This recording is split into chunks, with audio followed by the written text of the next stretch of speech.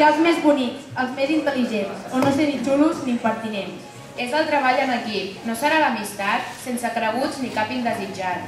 Un segon de batxillerat va ser el centre del món. I quin és el secret? Es preguntava tothom. La feina ben feta. Qui no recorda? Una cosa molt nostra en els moments de més glòria. Criticar els teus profes, entregar els treballs i si tens mala nota, muntar-te rabastalls.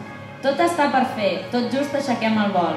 Ja tenim ganes de deixar aquest lloc, però en el fons, ho trobarem a faltar, perquè aquí hem passat moments genials. Tecno, biolog, física, anglès, plàstica, mates, música, francès. Químics, periodistes, psicòlegs, professors, científics, comptables, enginyers i doctors. Un segon de batxillerat va ser el centre del món. I quin és el secret que es preguntava tothom?